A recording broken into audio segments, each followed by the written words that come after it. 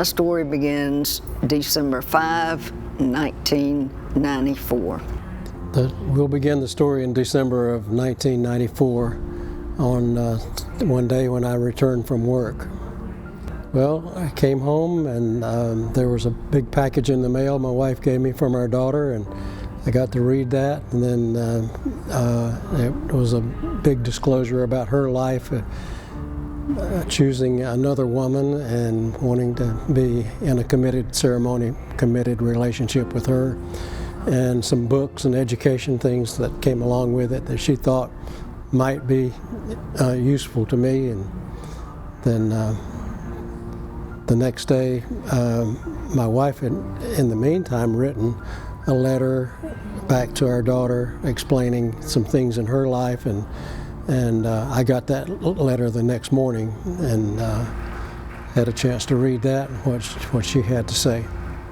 Well, I had to make a decision. How was I going to respond? And God let me know that I had to become honest, and I had to tell my own journey of my own lifelong struggle with lesbianism, which I didn't really exactly know that was what it was, but I had friendships that after I was married that turned into heart affairs and turned into full-fledged affairs during 18 years of our marriage. Well, I sat down to write her a letter because I had never told anyone. My husband did not know, no one else except the individual I happened to be involved with at the time. And so when I wrote the letter, of course, I had compartmentalized my life so that I could continue to live in sanity, and all of the compartments came open, and I was nothing but a big heart of emotion as I remembered each one of the affairs and each one of the relationships. I named the people, which I normally don't, because they were family friends and people that she knew and that my husband knew. Well, I made a copy of the letter and I sent it to her, and then he came home from his flying duties another day or two later, and I gave him a copy of her letter, and the next morning I gave him a copy of my letter. That was a big shock because it was pretty well covered up, camouflaged over the years, but it was also a little bit of a relief knowing that some of the awkward minutes or times I'd seen in the past were now kind of being explained, and that things started going together a little bit better.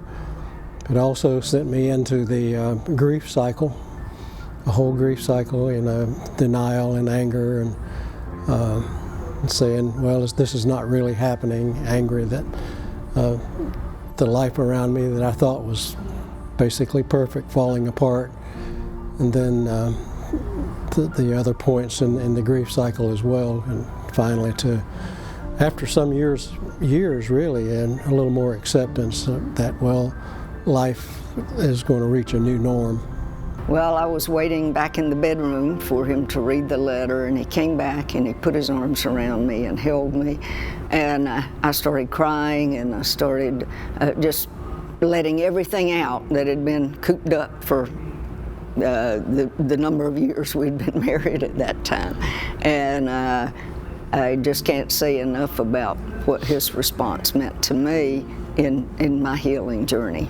I had been born again actually when I was in training to be a missionary for a 2-year program with the Southern Baptist, and I went to Nigeria. And at that time, I didn't really realize the significance of being born again because I'd been in church all of my life, and I loved God. I wouldn't have been in missionary training if I hadn't have loved God. So I was probably the most shocked of anyone that I was got born again, and I had a real joy in the Lord during that time. Of course, nobody believed me because I was such a good Christian before that.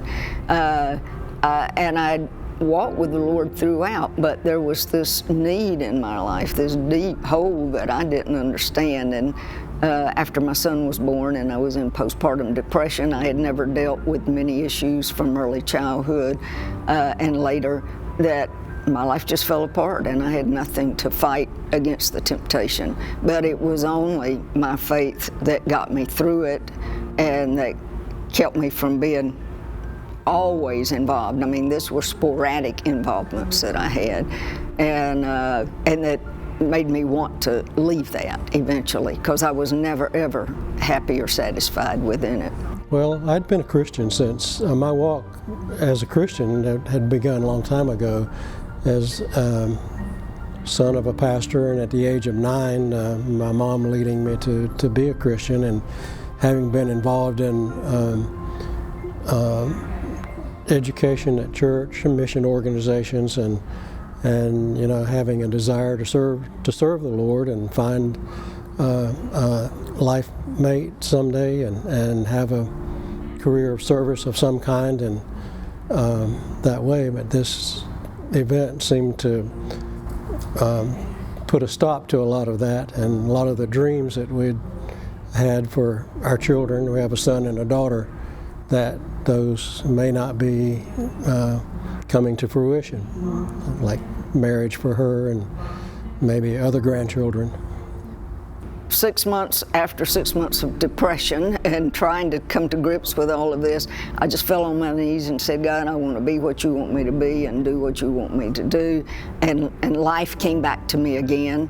And a month later, I was at a women's conference, and it was entitled Risking the Journey. What are you willing to risk for the Lord? This is in June of '95. And I said no, and God said yes, and here I am.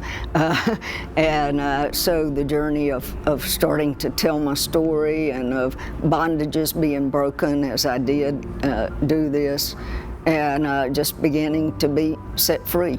And growing in Him, learning that I had to stay with His Word, getting involved with a ministry that helped people like me, and eventually getting into some leadership in that ministry.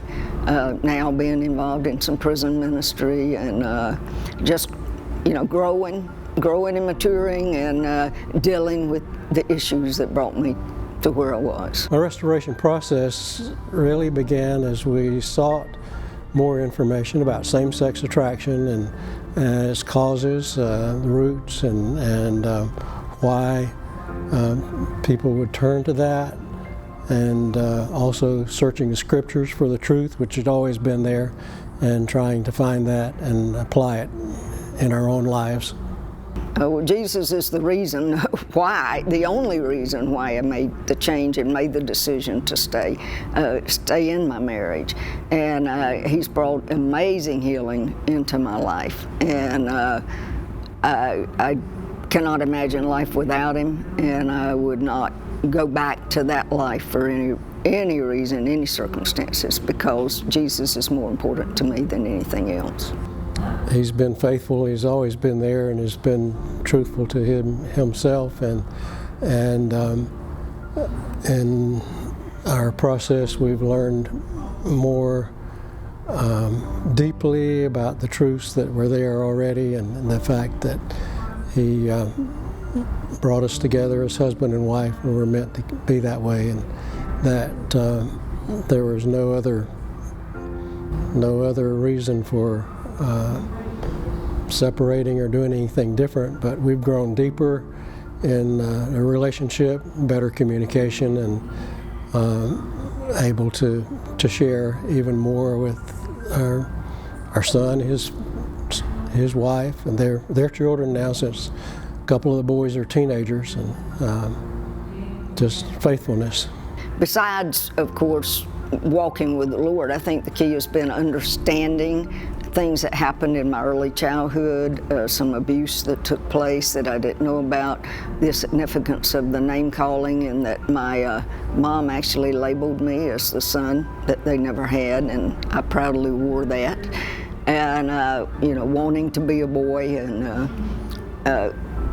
just as I understood vows, inner vows of I don't want to be a woman, I don't want to be married, and how important those were in my life, and what a difference they made. the important thing was finally being honest and being transparent has been as important as anything in my healing process. Love looked like just being there, being available to listen, to understand a little more her relationships in the past, to fit together more of the details that didn't seem to fit before.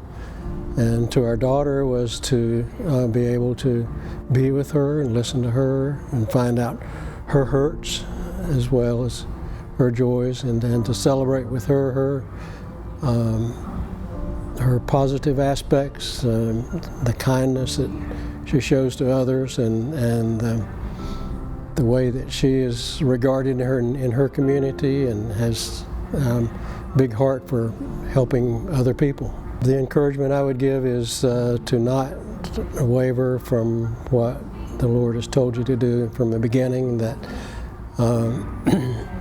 He, as I said before, is faithful and just and truthful, and that is steadfast, and that's incumbent upon me to do the very same thing.